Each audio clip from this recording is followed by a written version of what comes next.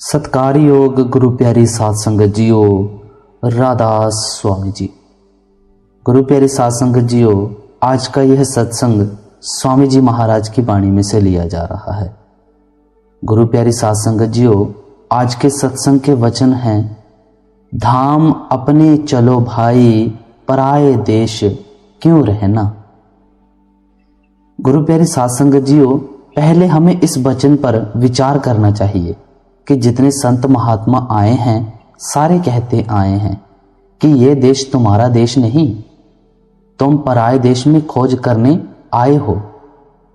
तब हमें विचार आया कि हमारा कोई और देश भी है। जिस तरह जब अमेरिका का पता नहीं था और एशिया, अफ्रीका, यूरोप मालूम थे, तब सारे कहते थे कि जमीन गोल है। हालांकि उनका कहना गलत था। वे अमेरिका को भी समुद्र में शामिल करते थे। लेकिन अब जब अमेरिका का पता चल गया, तब उनका कहना कि जमीन गोल है ठीक है। शेख सादी एक जगह जमीन की पैदाइश का वर्णन करते हुए कहते हैं कि जब जमीन पानी के ऊपर मलाई की तरह कांपने लगी, तब खुदा ने पहाड़ों को कीलों के रूप में गाड़ दिया। तब जमीन शांत हो गई। उस दिन से आज तक शांत है। अमेरिका की खोज होने के बाद वैज्ञानिकों ने खोज करके यह नतीजा निकाला कि जमीन गोल है और सूरज के इर्द गिर्द घूम रही है। इस पराये देश यानी मातलोक में से निकलने के लिए हर जमाने में लोगों ने कोशिश की। जब जमीन खोदी तो नीचे से पानी निकल आया। तब पहाड़ की तरफ गए तो सर्दी लगी। दाएं बाएं आगे पीछे मतलब कि 10 दिशाएं घूमे। घूमकर वापस वहीं आ गए।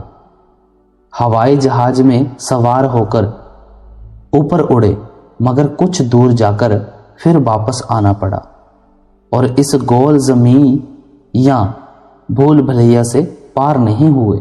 ऋषि मुनियों ने अनुभव के आधार पर बताया है कि शरीर के अंदर केवल ये दुनिया ही नहीं बल्कि करोड़ों दुनिया चक्कर लगा रही है। पिंड और ब्रह्मांड एक हैं। पिंड ब्रह्मांड का नमूना है, या यूं कह दो कि आदमी दुनिया का एक छोटा पैमाना है। जब महात्मा से यह पता लगा कि दुनिया से पार होने का जरिया अंदर है, तब उनसे रास्ता लिया। जब खास युक्ति से आंखों को बंद करके बैठे तो दुनिया एक मिट्टी का ढेर मालूम हुई। हम दुनिया में किस तरह से फंसे हैं। जब बच्चा पैदा होता है तो उसका ख्याल अंदर होता है। जब आंखें खोली तो यह दुनिया नजर आई और प्रेम हो गया। जब कान खुले तो कानों से बातें सुनने लगा, तब संबंध और बढ़ गया। जब जबान खोली बोलने लगा और माता पिता, बहन भाई, मामी, बुआ, नानी, दोती आदि अनेक रिश्तों में बंध गया। संत कहते हैं, इसी तरह जब तुम स्थूल देह के 9 दरवाजे बंद करके सूक्ष्म देश में जाओगे, तुम्हारा संबंध सूक्ष्म देश से पैदा हो जाएगा। यानी अंदर की आंख खोलो, अंदर देखने लग जाओगे। अंदर के कान खोलो, अंदर के राग सुनने लग जाओगे। अंदर की जबान से अंदर बातचीत करने लग जाओगे। सूक्ष्म देश सहस्त्रल कमल है, इसके आगे ब्रह्मा का देश है। जब तुम ब्रह्मा के देश में जाओगे, तुम्हारा संबंध ब्रह्मा से पैदा हो गया। जब ब्रह्मा के देश की सैर करते हुए पार ब्रह्मा में जाओगे, तुम्हारा संबंध पार ब्रह्मा से हो गया। इसी तरह जब पार ब्रह्मा के देश की सैर करके सचखंड में जाओगे, तो तुम्हारा संबंध सचखंड से हो गया। अब या तो आत्मा है या परमात्मा। यह बूंद है, इसको समुद्र में मिलकर समुद्र बनना है।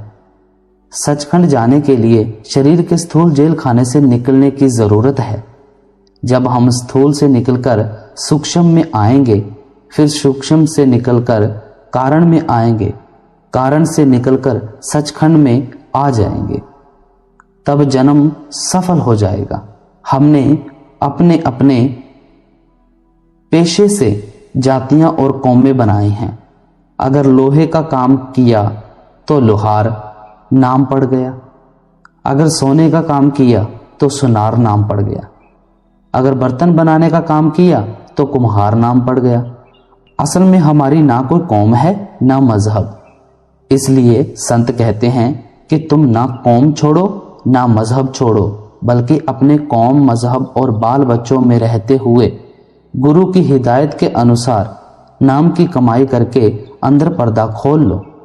हम हर मंजिल पर तुम्हारे साथ हैं, तुम्हें तुम्हारे देश सचखंड ले जाएंगे। काम अपना करो जाई, पराए काम नहीं फंसना। अब संत कहते हैं कि अगर तुम परदेश में आ भी गए तो पराई मजदूरी करके पराए गधे मत बनो, बल्कि अपना काम करो जो तुम्हारे काम आए। तुम कहोगे कि हम अपना शरीर पालते हैं और अन्य काम करते हैं, मगर संत कहते हैं कि यह तुम्हारा काम नहीं। क्यों? क्योंकि जब मौत आएगी तुम्हें इस शरीर से जुदा कर दिया जाएगा, बाल बच्चों से जुदा कर दिया जाएगा। वह काम करो जो तुम्हारे साथ जाए। दुनिया नाशवान है, इस दुनिया की कोई भी चीज हमारे साथ नहीं जाती। इसका यह मतलब नहीं कि दुनिया को छोड़ देना है, नहीं, बल्कि दुनिया में अपनी अपनी कौम, मजहब में रहकर पर्दा खोलना है, शांति से गुजारा करना है। तुम्हारा अपना काम भजन सुमिरन करना, मन इंद्रियों से छुटकारा पाना, शांति और प्रेम हासिल करना है। सिवाय भजन सुमिरन के सारा काम पराया है। अब सवाल पैदा होता है कि भजन सुमिरन किस तरह करें? भजन बंदगी तो सारी दुनिया करती है। आगे बताते हैं। नाम गुरु का संभाले चल, यही है दाम गंठ बंधना। तेरे अंदर नाम है, करोड़ों खंड ब्रह्मांड है। वह नाम लफ्ज नहीं, किसी जबान में नहीं आता। वह ना अरबी है, ना तुर्की है, ना फारसी है, ना अंग्रेजी है। जब कोई जबान नहीं तो कोई किताब भी नहीं। ना वेद है, ना शास्त्र, ना ग्रंथ, ना पोथी। अगर नाम लफ्ज हों तो ग्रंथ, पोथियां, किताबें भरी हुई हैं, मगर वह नाम लिखने पढ़ने में नहीं आता। बावजूद इसके कि वह नाम अंदर है, मगर कुंजी गुरु के पास है। जब तक वह कुंजी ना लगाएं, हम मेहनत करके पर्दा ना खोलें, तब तक प्रकट नहीं होता। इस नाम को तेरे साथ जाना है, इसलिए जरूरी है कि तू गुरु से कुंजी यानी नाम का भेद लेकर कमाई कर। वेद शास्त्रों में नाम की महिमा जरूर है, नाम के फायदे बताए हुए हैं, मगर नाम नहीं। मगर उनसे कहो कि लाओ, तो वे किताबें कहती हैं कि नाम तेरे अंदर है। गुरु अर्जुन देव जी भी होका देते हुए कहते हैं, सब किछ कर्म बाहर नहीं, बाहर टोले सो परम पुलाही। ऐ पुरुष, सब कुछ तेरे अंदर है, जो बाहर ढूंढता है वह भ्रमों में भटकता है। सिवाय नाम के उस देश में कोई साथ नहीं जाता। इसलिए जरूरी है कि तू वही काम कर, यानी नाम जप, जो तेरे साथ जाए, और सारे काम यही रह जाएंगे। जिस तरह विद्या की ताकत सबके अंदर है, मगर स्कूल कॉलेज जाए बगैर, उस्ताद प्रोफेसर से पढ़े बगैर प्रकट नहीं होती, इसी तरह गुरु के बिना नाम अंदर होते हुए भी प्रकट नहीं होता। बात यह है कि जब तक यह गुरु के पास ना जाए, नाम की कमाई ना करे, तब तक खाली आया और खाली चला गया। जगत का रंग सब मैला, धुला ले मान यह कहना। अब कहते हैं कि ऐ पुरुष, तूने अपने मन और इंद्रियों को दुनिया के रंग में रंग लिया है। मैं आलिम, मैं फाजिल, मैं गुणी, मैं ज्ञानी, ये रंग नाशवान है, मैले हैं। जिस दिन तू मर गया ये सारे रंग उतर जाएंगे, इसलिए ये रंग जिंदगी में ही छोड़ दे। इनकी मोहब्बत को दिल से धो डाल। भोग संसार कोई दिन के, सहज में त्यागे चलना। तेरा मन और इंद्रियां शराबों, कबाबों, विषय विकारों, दुनिया की लज्जतों और अन्य भोगों के आशिक हैं। कहते हैं अगर अंदर जाना है तो आहिस्ता आहिस्ता मन और इंद्रियों की लज्जतों को छोड़ दो, आत्मा को निर्मल कर लो और अपने मन को अंदर जाने, रूहानी मंजिल पर चढ़ने का आदी बना लो। जैसे जैसे नाम की कमाई करोगे निर्मल होते जाओगे। शरण सतगुरु गहो दृढ़ कर, करो यह काज पिल रहना। कहते हैं कि मन और आत्मा को दुनिया के संबंधों से अलग करके सतगुरु की शरण में आओ। अब पहले यह समझना जरूरी है कि सतगुरु कौन है, कहां से आता है और क्या करता है। हमें उनकी शरण लेनी है। संत भी हमें अंधविश्वास में नहीं बांधते। वे कुल मालिक का रूप होते हैं, सचखंड से आते हैं और हमें नाम की बख्शिश करके अपने देश ले जाते हैं। वे कहते हैं चलो ऊपर, हम तुम्हारे साथ हैं। जब तक हम देह में बैठे हैं सतगुरु भी हमारी तरह देह में बैठा है, हमारी तरह कुटुंब परिवार में रहता है और हमारी तरह कौम मजहब वाला है। लेकिन ये सब कुछ होते हुए भी इनसे निर्लिप्त रहता है। लेकिन ये शरीर ना तो शिष्य का रूप है और ना ही गुरु का।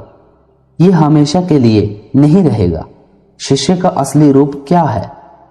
सूरत। और सतगुरु का असली रूप क्या है? शब्द। असल रूप देखने के लिए कमाई की जरूरत है। जब हम सतगुरु की शरण में जाते हैं, वह कहता है कि 9 दरवाजे छोड़कर 10वीं गली में आ। जब उसकी हिदायत के अनुसार कमाई करके ऊपर चढ़े, तब हमारा रूप सूक्ष्म हो गया और सतगुरु का नूरी। जब ब्रह्मा में गए तो हमारा रूप कारण और सतगुरु का शब्द। जब पार ब्रह्मा में गए तब मन, माया, तीनों गुण, 25 प्रकृतियां, सारे गिलाफ उतर गए और आत्मा नंगी हो गई। उस वक्त कहती है कि मैं आत्मा हूं। ये ना काली है ना गोरी, ना पीली है ना हरी। आत्मा का हिसाब ही क्या है? यह ला बयान है। वहां इसका अपना नूर 12 सूरज का है। यहां पर्दों में लिपटी हुई है। यह सतनाम के देश की बूंद है। वहां पहुंचकर इसे होश आता है कि मैं क्या हूं। अब इसे ना तो अपने आप की खबर है ना सतगुरु की। जिस तरह शिक्षक एमए है और विद्यार्थी पहली कक्षा में पढ़ता है, विद्यार्थी को क्या पता कि एमए किसे कहते हैं। इसी तरह जब तुम सतगुरु के पास जाओ, उसकी हिदायत के अनुसार कमाई करो, तब पता लगेगा कि सतगुरु क्या ताकत है। परमार्थ कमाने के 2 साधन हैं, एक कमाई करना, दूसरा शरण लेना। रात को जागना, कम खाना और नाम की कमाई करना कोई आसान काम नहीं है। शरण लेनी मुश्किल है। जिसने शरण ले ली उसका भजन सुमिरन हो गया। जब शिष्य सतगुरु की शरण में आ गया फिर वापस ना जाए, इसका नाम शरण है। शरण ली गुरु अंगद देव जी ने। जैसे आए वापस नहीं गए। हर की दरकानी नमक रफत नमक शुद्ध।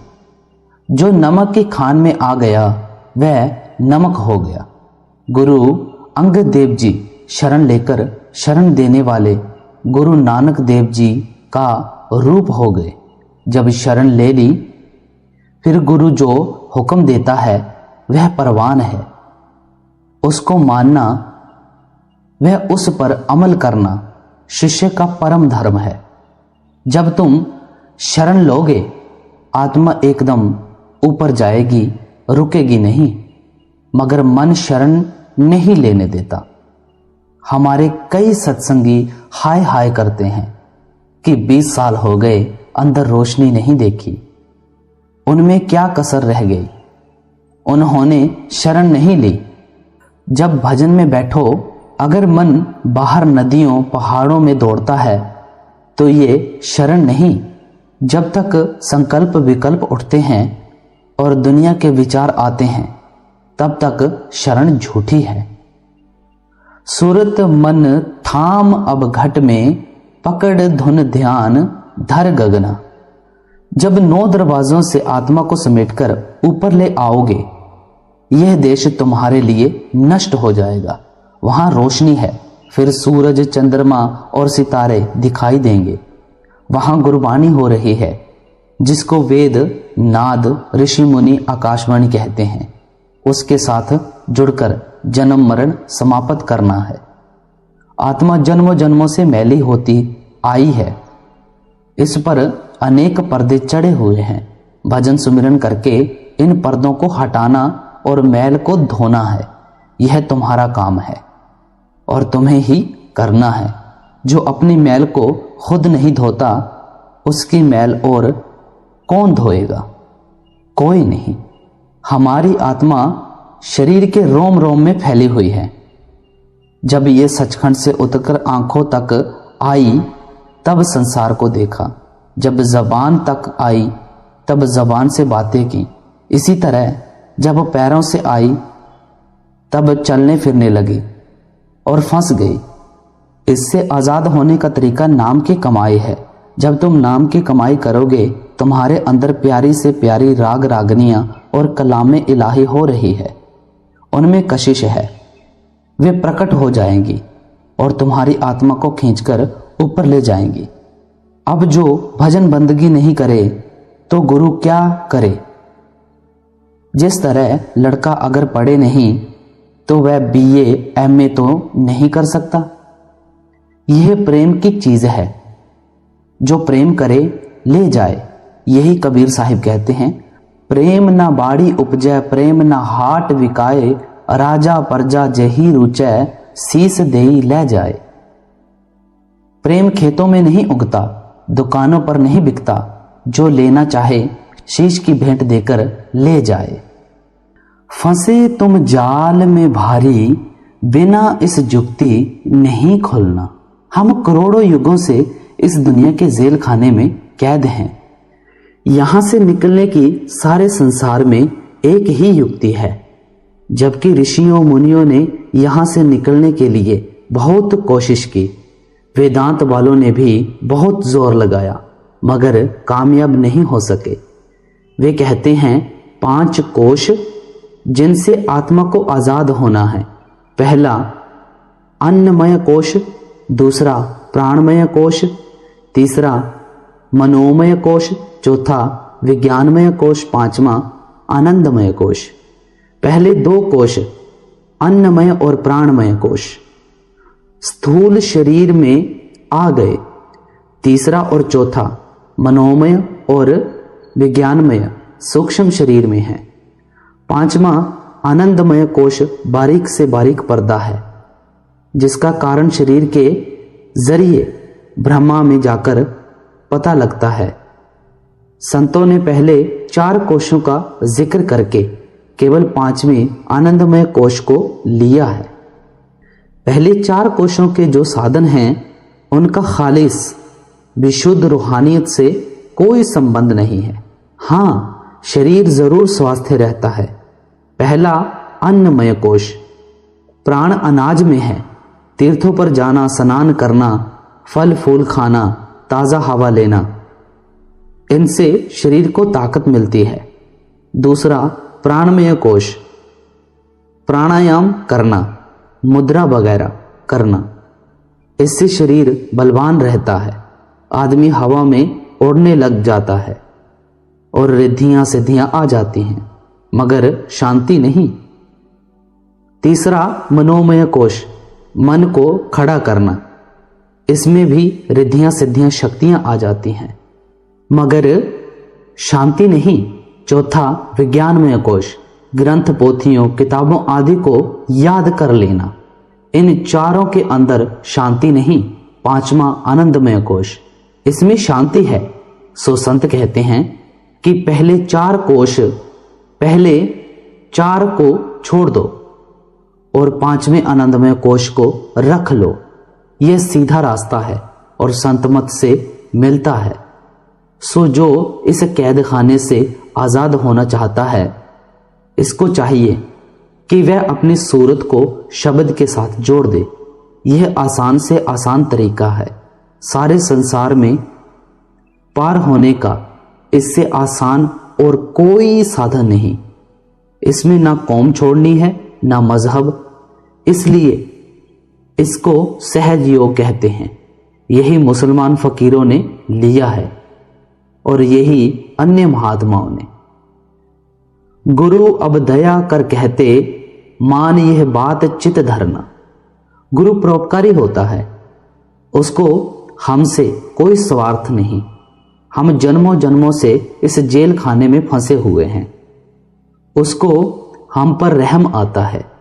वह चाहता है कि इनको ना केवल गुरु भक्ति करवाकर इस जेल खाने से आज़ाद करा दूं, बल्कि मालिक के देश पहुंचा दूं। वह ना किसी का मजहब तोड़ता है, ना नया बनाता है, और ना ही किसी का पाई और पैसा लेता है, बल्कि मुफ्त का नौकर है। अगर हम उसका भी कहना ना माने, उसके वचनों पर यकीन ना करें, तो हमारे खोटे भाग्य। एक आदमी बाजार में सौदा लेने गया। दुकानदार ने सौदा दे दिया, मगर वह पैसे लेना भूल गया। आदमी ने सोचा कि दुकानदार ने अभी भी कुछ कमाया होगा। इसी तरह गर्मी का मौसम था। एक आदमी धूप में बैठा हुआ था। किसी भले मानस ने कहा कि धूप में बैठा हुआ है, छाया में आ जा। कहता है, क्या दोगे? यही हाल हमारा है। भटक में क्यों उम्र खोते, कहीं नहीं ठीक तुम लगना। संत कहते हैं कि बाहर नदियों पहाड़ों में ग्रंथ पोथियों में जो समय लगाएगा वह व्यर्थ जाएगा। इसलिए बाहर भटकने में उम्र ना गवा, बल्कि अंदर आ, पर्दा खोल। तसल्ली जब भी होगी अंदर जाकर ही होगी। बसो तुम आए नैनन में, सिमट कर एक यह होना। कितना आसान तरीका है। कहते हैं कुछ ना करो, सिर्फ अपने ख्याल को यहां दोनों आंखों के बीच में रखो। हमारी आत्मा 3 हालातों में रहती है, जागृत, स्वप्न यानी नींद, या गहरी नींद में। जागृत अवस्था में हमारी आत्मा आंखों के पीछे रहती है। किसी अंधे को आवाज दो तो वह यहां दोनों आंखों के बीच में ख्याल रखकर कहेगा, कौन है भाई? स्वप्न में आत्मा कंठ में रहती है। कायदा यह है, लैंप से जितनी दूर होते जाओ अंधेरा बढ़ता जाएगा। यही बात है कि स्वप्न में पूरी बातचीत नहीं होती। यदि सिर है तो पैर नहीं, अगर पैर है तो सिर नहीं, क्योंकि आत्मा अपना पूरा काम नहीं करती या नहीं कर सकती। जब गहरी नींद होती है तब आत्मा हृदय में होती है। यह स्वप्न से नीचे की हालत है। अब जितने प्राणायाम वाले हैं वे यहां बैठे हुए हैं। जिस तरह ज्यों ज्यों पहाड़ की तरफ जाओगे ठंड ज्यादा होती जाएगी, इसी तरह ज्यों ज्यों ऊपर जाओगे शांति आती जाएगी। जब तुम मन और आत्मा को यहां तीसरे तिल पर खड़ा करोगे तब सारी चेतन सत्ता इकट्ठी हो जाएगी। शरीर मुर्दा यानी शून्य हो जाएगा। तुम्हारा प्राणायाम हो गया। वह प्राणायाम बनावटी है, कुदरती नहीं। अब आंखों के पीछे जो पर्दा था वह खुल गया, अंदर रोशनी पैदा हो गई, सूक्ष्म देश शुरू हो गया। यह आलम फना है, वह आलम बका है, यानी यह नाशवान है और वह अविनाशी है। यह अज्ञान का देश है, वहां ज्ञान है। कहते हैं यह आसान से आसान तरीका है और तुम सभी के अंदर है। दुई यह दूर हो जावे, दृष्टि ज्योत में धरना। जब अंदर गए ज्योत प्रकट हो गई, जिसकी 1000 बत्तियां हैं। ऋषि मुनि इसको तुरिया पद, संत, सहस्दल कमल और इस्लाम मजहब के फकीर मकाम अल्लाह कहते हैं। जो ऋषि मुनि महात्मा अंदर गए उन्होंने हमें अंदर ले जाने के लिए बाहर की ज्योत का हवाला दिया, लेकिन हमने अंदर जाने के बजाय बाहर ईंट पत्थरों के मंदिर बना लिए, आटे का दिया बना लिया और घी की जोत जला ली। जो वहां राग रागनियां हो रही हैं उनकी जगह बाहर घंटे और शंख बना लिए। इसके अंदर नूर है जिसकी बाहर कोई मिसाल नहीं है। यह वही नूर है जहां जिब्राइल ने हजरत मोहम्मद को कहा था कि मैं आगे नहीं जा सकता, मेरे पंख जलते हैं। श्याम तज सेत को गहना, सूरत को तान धुन सुनना। अब आत्मा सहस्दल कमल में आ गए। यहां 3 रास्ते हैं। जब जोत में पहुंचे वहां एक बारीक से बारीक रास्ता है। उसको तय करने पर आगे मैदान आता है जिसे श्याम कहते हैं। उस मैदान से आगे सेत का रास्ता है। ये इशारे हैं, वर्णन नहीं। ज्यों ज्यों अंदर जाओगे तुम्हें अनुभव होता जाएगा। जिस तरह निशानेबाज बंदूक सामने की तरफ अपनी आंख पिछली तरफ और अपनी सांस बंद करके सारी तवज्जो निशाने पर साध कर निशाना लगाते हैं, तब कामयाबी मिलती है। इसी तरह तुम भी प्यार, प्रेम और पूरी सावधानी से आत्मा को यहां जोड़ दो। यह कोई आसान काम नहीं है बल्कि मेहनत का काम है। बंक के द्वार धस बैठो, त्रिकुटी जाए कर लेना। बंक का अर्थ है टेढ़ा। वह बारीक रास्ता है, उसको सुरंग भी कहते हैं। पहले सीधा जाते हैं, फिर नीचे, फिर ऊपर, फिर सीधे जाना पड़ता है।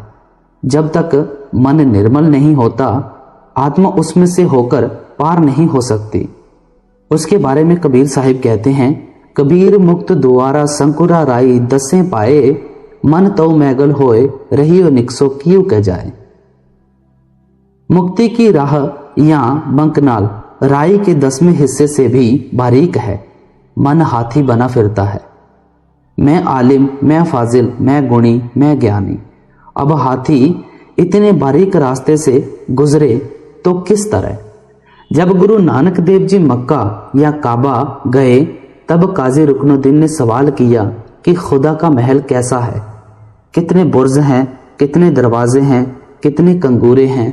वहां गुरु नानक साहिब ने कहा कि यह शरीर देह खुदा का महल है जिसके 12 बुर्ज हैं, 2 बाहें, 2 टांगे, कितनी हुई 4। हर एक के 3 हिस्से। पहले बाहों के गिनो, हाथ 1, हाथ से कोहनी तक 2 और कोहनी से कंधे तक 3, दोनों बाहों के 6 हो गए। इसी तरह टांगों के समझो, एक पैर, पैर से घुटने तक 2 और घुटने से जांग तक 3, दोनों टांगों के 6 हो गए। 6 और 6 12, 9 दरवाजे हैं। 2 आंखें, 2 कान, 2 नासिका, 1 मुंह, गुदा और इंद्री। 52 कंगूरे हैं। 32 दांत, 20 दोनों हाथों और दोनों पैरों के नाखून। इसके अंदर केवल खुदा ही नहीं बल्कि करोड़ों खंड ब्रह्मांड, करोड़ों देश हैं, मगर बिना मेहनत यह बारीक रास्ता तय नहीं होता। गुरु नानक देव जी कहते हैं, राह खुदाई पिहावला, बालहु 10वें पाई, हाथी जाई न सकनी, हौमै रखे अड़ाई। यह दौलत मांगने से नहीं मिलती, यानी खुदा मांगने से नहीं मिलता, ना ही पैसों से मिलती है, बल्कि प्रेम और प्यार से मेहनत करने के बाद मिलती है। सभी अंदर जाएं तो मिलती है। सुन्न चढ़ जा धसो भाई, सुरत से मान सर नहाना। अब आत्मा तुर्य पद से होती हुई ब्रह्मा में आ गई। यहां काफी समय तक रहकर अभ्यास करना पड़ता है। मन और आत्मा के ऊपर जितनी मैल है उसे साफ करना पड़ता है। जब आत्मा निर्मल हो गई तो सतगुरु ने कहा, चल पार ब्रह्मा में। वहां पहुंचकर इसके ऊपर से सारे पर्दे उतर जाते हैं। अब आत्मा नंगी हो गई। जिस तरह एक बड़ा चमकदार गैस का लैंप होता है, उसके ऊपर 30-40 टाट के पर्दे चढ़ा देने से जिस कमरे में ले जाओ अंधेरा ही अंधेरा रहता है। ज्यों-ज्यों पर्दे उतारते जाओगे रोशनी होती जाएगी। जब सारे पर्दे उतर जाएंगे लैंप पूरी रोशनी देगा। आत्मा तो आत्मा ही है, इसकी अपनी रोशनी 12 सूरज की है, मगर यहां पर्दों ने इसके नूर को ढका हुआ है। जिस तीर्थ में नहाकर पर्दे दूर होते हैं वह पार ब्रह्मा में है। गुरु नानक देव जी उसको अमृतसर कहते हैं, कबीर साहिब मानसरोवर कहते हैं। वह सच्चा तीर्थ है और हिंदुओं, मुसलमानों, सिखों और सभी के अंदर है। उसमें नहाकर जन्म जन्मों के पाप उतर जाते हैं। बाहर के तीर्थ पापों की मैल नहीं उतार सकते। गुरु अमरदास जी कहते हैं, काया अंदर अमृत सर साचा मन पीवे पाए सुभाई है। जब सच्चे अमृतसर में स्नान करोगे कर्मों का सारा हिसाब जल जाएगा। फिर चाहे इस दुनिया में रहो चाहे उस दुनिया में, पूरी आजादी है। क्या कहते हैं गुरु नानक देव जी, गुरमुख आवे जाए निसंग। बाहर शरीर स्नान करता है, वहां आत्मा को स्नान कराना है, क्योंकि शरीर तो नीचे रह गया, वहां केवल आत्मा है। महासुन चौक अंधियारा, वहां से जा गुफा बसना। आगे महासुन का देश आ गया। इसको मुसलमान फकीर जुल्मात का तबका कहते हैं। वहां इतना अंधेरा है कि पार ब्रह्मा में स्नान करने के बावजूद सारे पर्दे उतारकर आत्मा की रोशनी 12 सूरज की हो चुकी होती है। फिर भी वह एकदम नहीं चल सकती। वहां इसकी रोशनी एक लैंप के बराबर मालूम होती है। उसको महासुन के अंधेरे को सतगुरु के नूर से पार करती है।